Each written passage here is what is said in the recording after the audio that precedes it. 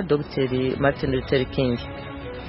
N'abantu bose bakuranye nawe, abandi bamwe barapfuye abandi bashariho, n'abandi banyamerika benshi bagumye bamukurikirana cyane abantu babirabure bariko barahimbaza uwo munsi nyene berekana yuko ubuzima bwiwe butapfuye gutyo butagiye gutyo. Uwo ni bwana Leonce Hakizimana akurikiranira hafi ibibera muri Amerika.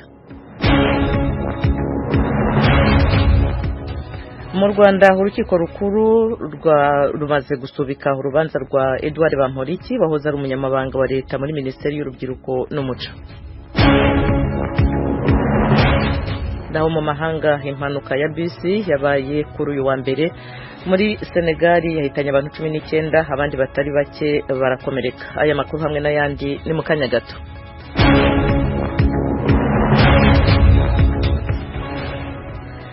Duhere ku makuru avugwa hirya no hino ku isi.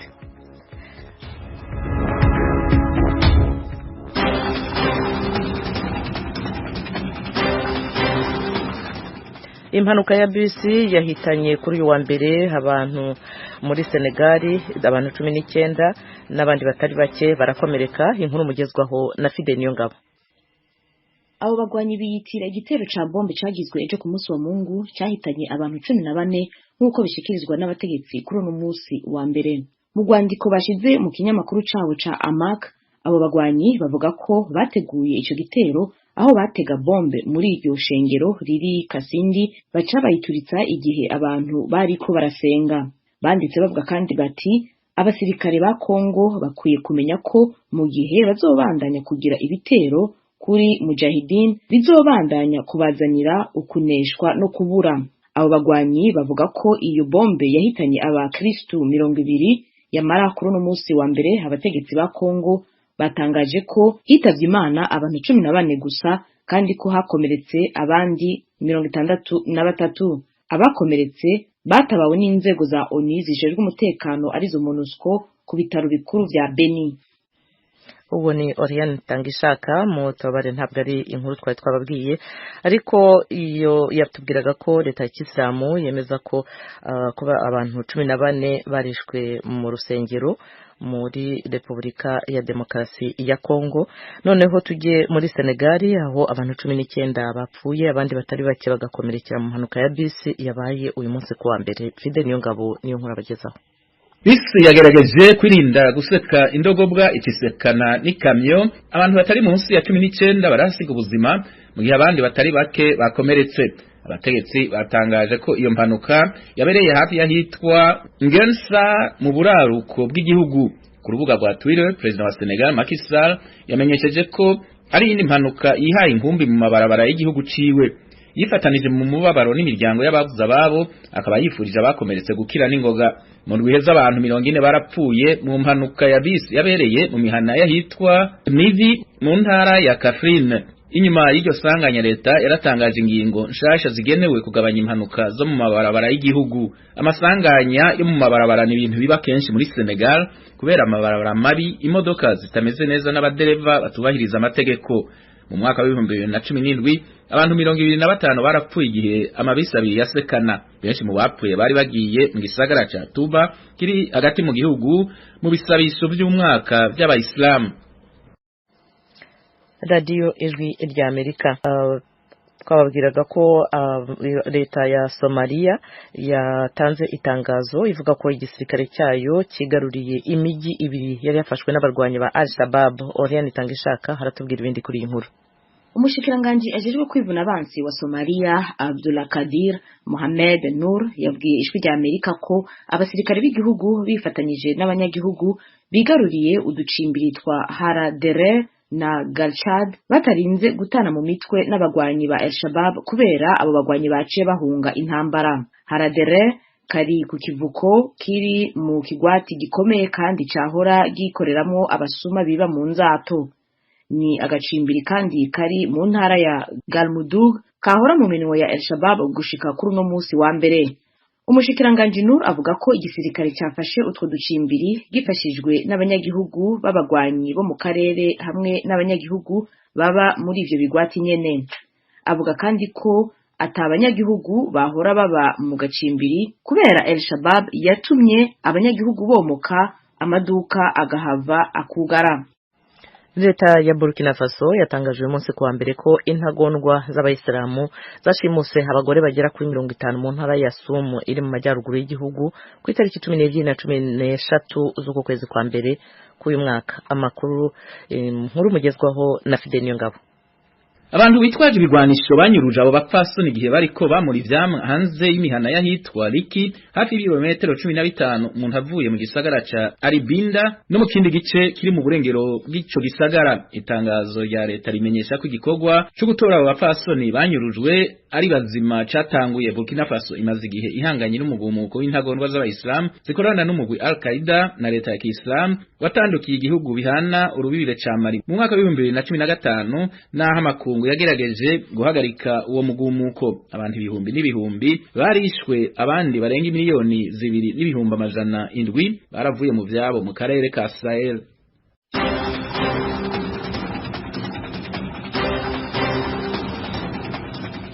Radio Ijwi ry'Amerika i Washington DC mu kirundi no mu kinyarwanda. Hayo yaramwe makuru havugwa hirya no hino ku isi. Mu kanya turajya mu karere k'ibiyaga bigari. Barakoze rero bagenzi bacu Oriane Tangishaka na Fidel Ngabo bayatugejejeho.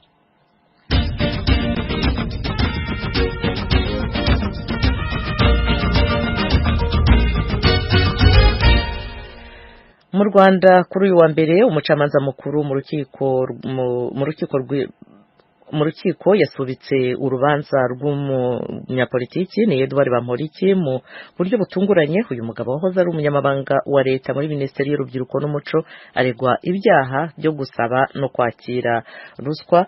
Inkuru twabajije mugenzi wacu Eric Bagira ubusa. Kwewe neza Jenny Mukankusi. Yekomera uwo mucamanza yatanze izihe mpamvu zatumye hasubika urwo rubanza rwa bwana Bamporiki? Komera nawe Jenny Mukankusi, zimwe mu mpamvu umucamanza yatanze zanatangajwe n'umuvugizi w'inkiko bwana Alison Mutabazi nk'uko bigaragara mu bitangazamakuru byegamiye kuri leta nka igihe.com, bavuze ko urukiko rutarabasha gusesengura neza urubanza rwa bwana Bamporiki, ari nayo mpamvu bahisemo kurusubika bakarwimurira ku yindi tariki muri ku kwezi kwa mbere. Urwo ni urubanza rwavuzwe cyane kuva mu mwaka wa 2022 na n'ubu rukivugwa mu bitangazamakuru byo mu Rwanda. Birashingira kuki? Kimwe mu byatumye ruvugwa birashingira ku muntu wari we uhereye kuri bwana Bamporiki Edouard. Yari umunyamabanga wa leta muri Minisiteri y'Urubyiruko n'Umuco. Ni umuntu wagiye amenyekana mu bihe bitandukanye bitewe n'uburyo yarameze uhereye ku kuba yaba umudepite na mbere yaho. Ni umuntu watangiye yamamaza gahunda ya Ndi Umunyarwanda igomba guhuza abo mu bwoko bw'Abahutu n'Abatutsi mu bumwe n'ubwiyunge.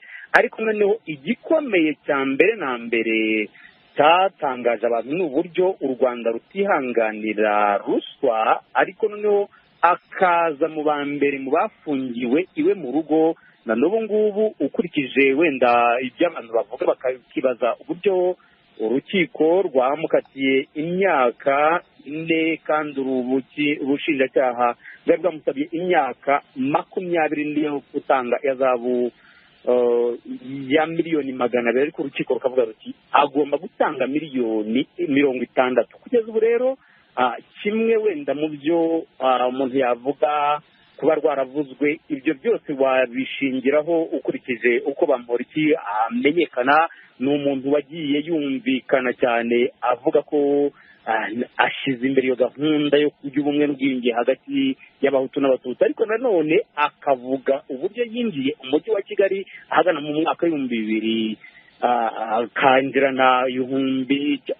akinjirana ibiceri 300. Ariko noneho nyuma y'iyo myaka abandi bategetsi barambye mu butegetsi nta n'umwe wigeze atangaza umutungo we akavuga ko amaze kuzuza miliyari y'amafaranga. Icyo kintu cyose gituma abantu bakomeza kwibaza ngo bizagenda bite. Eric, twibutsa gato noneho Bamporiki uwo ari we n'ibyo ashinjwa ko baba batamuzi. Kugeza ubu ngubu Bamporiki yari yujuje imyaka 40. nakubwira ko yatangiye ari umuntu wenda nk'uko nakubwiye avuga ko yinjiye muri Kigali afite imyaka yinjiye muri Kigali akora imirimo yise ngo yacukuraga imisarane, ariko urwo rugendo rwose ruragenda rumugeza ku mwanya wa minisitiri, ruragenda rumugeza ku kuzuza miliyari y'amafaranga, kugeza ubwo abantu batangira kwibaza ngo uwo muntu wakoze urwo rugendo afatiwe muri ruswa muri ubu buryo, abantu bagatangira kubyibazaho. Ni ukuvuga ngo rero uko kuguma bamwibazaho, hari n'abantu ugiye mu mbuga nkoranyambaga bari kuvuga bati kukuba ari mu ba mbere bafungiwe iwabo mu rugo kandi yaranyuze muri urwo rugendo rwose, bakavuga bati byanze bikunze ashobora no kutagira icyo inkiko zigira icyo zamukoraho, bakavuga bati no kuba yarafungiwe mu rugo wenda barangije kumubabarira. Mu yandi magambo Eugene Mukankusi, nuko naba mbikubwiye, igihe tugitegereze icyemezo cy'umucamanza kizatangazwa ku itariki ya 23 z'uku kwezi kwa mbere. Eugene Mukankusi. Eric bagira ubusa, urakoze, reka dutegereze icyemezo cy'urukiko. Ndagushimye nanjye.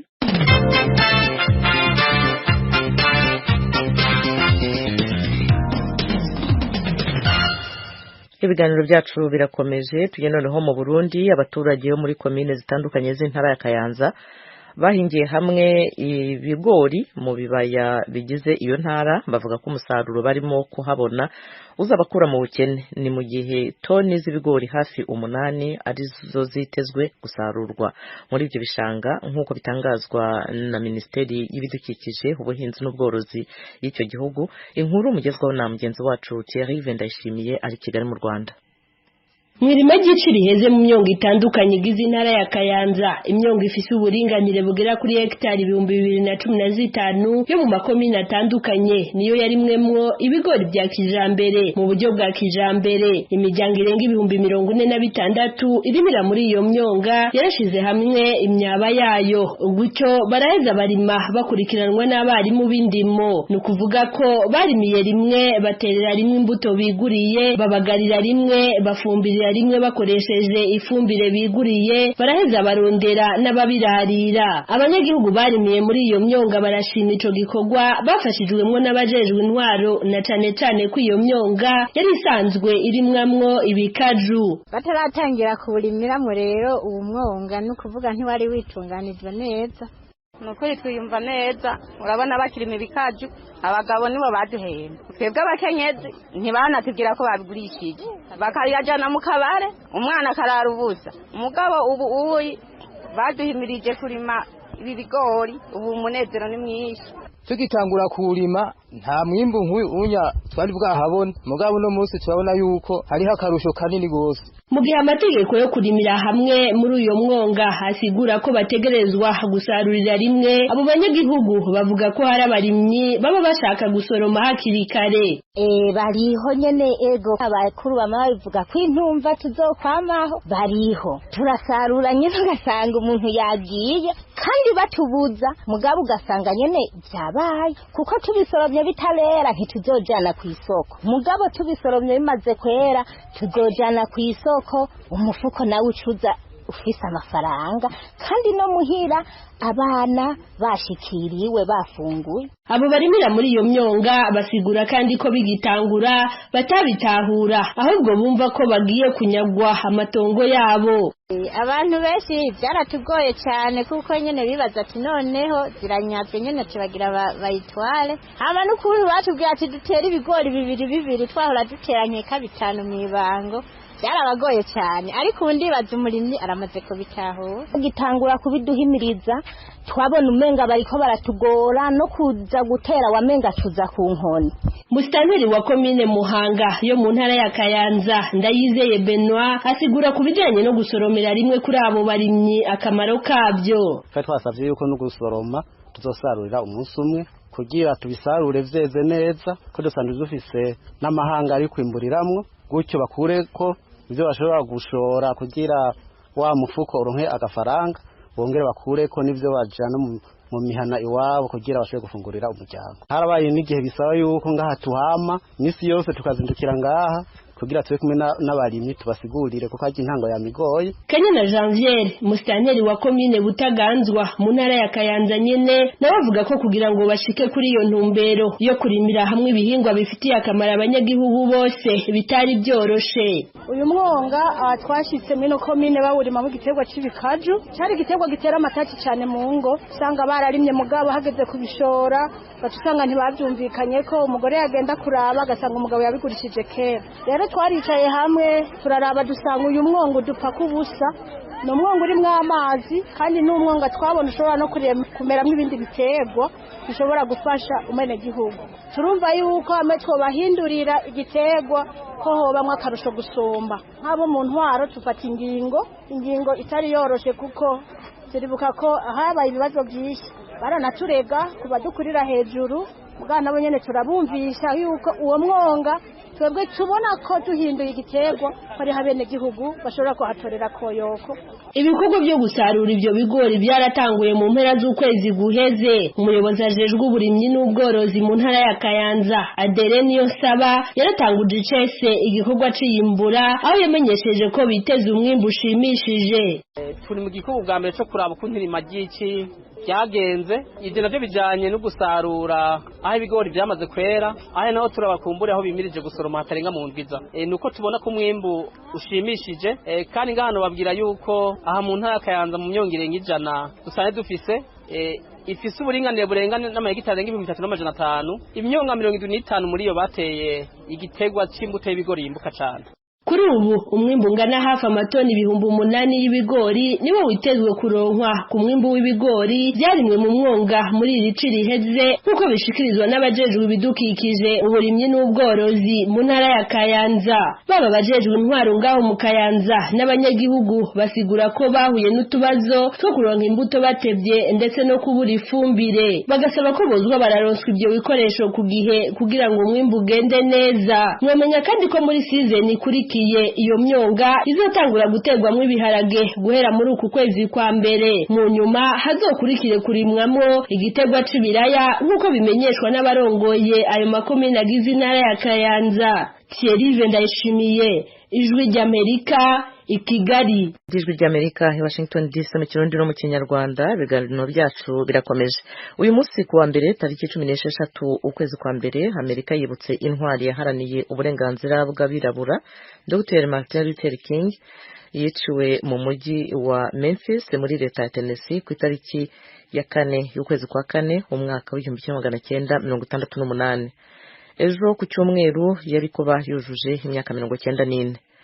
Mu kwifatanya n'abanyamerika bose mu kwibuka iyo ntwari, perezida wa Leta Zunze Ubumwe za Amerika Joe Biden yagiye mu mujyi wa Atlanta mu misa yo kwibuka nyakwigendera King. Imisa yabereye muri Kiliziya Ebenezer Baptist Catholic Church aho yagejeje ijambo ku bari bahari ashimangira umurage wa Dr. King. Mugenzi wacu Frederic Nkundikije yaganiriye na Leonce Hakizimana ukurikiranira hafi ibibera muri Amerika, hatangira amubaza ukuntu we uba mu mujyi wa Atlanta yahimbaje uwo munsi. Nibyo nkuko mubivuze Martin Luther King ubu yarikuba kujije imyaka 94. urumva abantu bose bakuranye nawe, abandi bamwe barapfuye abandi bashariho, n'abandi banyamerika benshi bagumye bamukurikirana cyane abantu babirabure.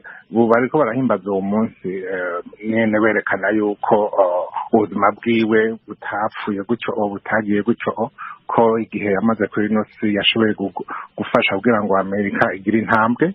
Ubu rero barahimbaza kuko barazi ko urugendo rutari rurerure, mugabo barahimbaza ko bose urupfu rwiwe rutagiye gutyo, ko yasize iragira inini n'ubu atiza kubandanya nabo. Mu kwibuka rero iyo ntwari Dr. Martin Luther King Jr. Perezida wa Leta Zunze Ubumwe za Amerika Joe Biden yari yagiye i Atlanta mu misa yo gusabira uyu munsi. Iyi misa yabereye muri Ecclesia yitwa Ebenezer Baptist Church.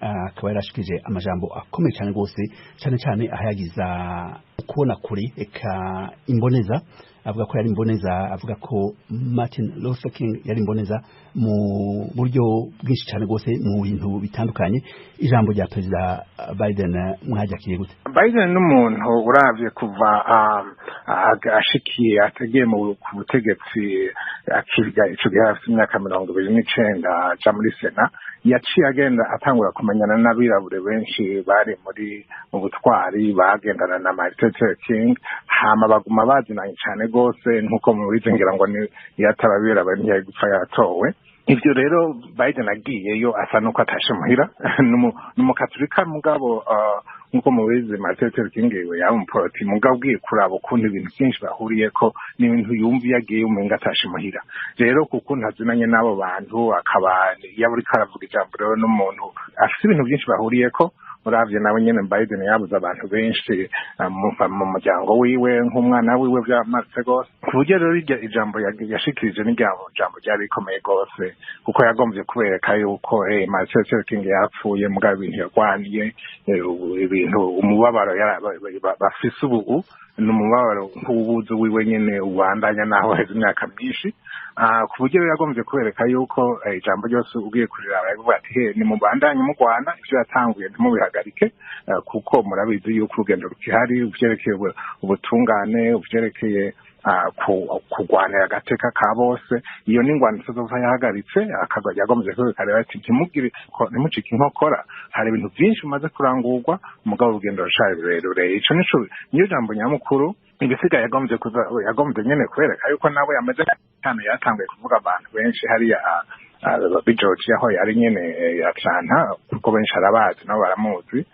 yagombye kubereka ko abashimira kukuntu bamushigikiye ijambo nyamukuru kwaro kubereka ko bandanye urugendo Perezida Joe Biden abaye mu perezida wa mbere ari mu mabanga yiwe ashikirije ijambo mu gihe c'imisa aba perezida batari bake baragiye gushikiriza amajambo bari muri ico gisagara ariko abaye wa mbere ari ku butegetsi ashikirije ijambo ico gihe c'imisa akaba yavuze amajambo ahambaye cyane gose ivyo mwavyakiriye gute nkuko nandi yavuze Biden n'umuntu w'Imana asenga gose hanyuma ivyo rero nabo biyatranta n'abajya mu sengero rya Martin Luther King barabizi nasho kima bamutumye kugira ngo asenge muri abafashe gusenga mu gihe c'imisa nyene kuko abandi ba president bose nk'aba Obama n'abandi baratumirwa mugo nta numwe yari bwagende gufasha gusenga mu gihe c'imisa nyene nuko bazi ko afise uwo mutima nizo nguvu kandi afite na experience na kubera ibyo yaciyemo nawe byo gushobora gushikiriza igisengesho nk'ico kandi koko yarabigize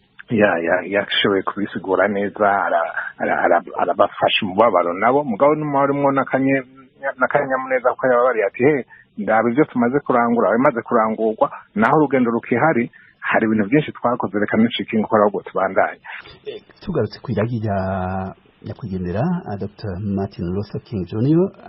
yarashira imbere uburenganzira bw'abirabure eka ubungane hagati y'abanyagihugu akiyamiriza ukumirana akaba yabikoranye umwete mwinshi cyane gose gushikaho amagorwa yose yabonye yatumye aba umuntu akomeye cyane gose mbega utwo twigoro n'iryo ragi ku bwanyu mubona bishitse akantu gato inocishamwo nuko Martin Luther King abaheje kumwica 68 umukuru w'amashengero y'ababatiste yo muri Sud niwe yafashe ijambo aravuga ati jewe simbabajwe simkeneye kumenya wishe Martin Luther King ati nkeneye kumenya icamwica nkeneye kumenya icamwishe kuko ico nico dushwiye twese kwicarira tukaraba ugiye kuraba ico yavuze novuga muri uno mwaka turimwo nico kibazo n'ubu kikibandanya rero ico novuga nuko ugiye kuraba ibibazo byatumye Martin Luther King afata iyo ngwano yo kurwana sans violence ibibazo n'ubu birashariho Leonce Hakizimana murakoze cyane gose ku kanya mwahaye radio Ijwi ry'Amerika murakoze namwe gose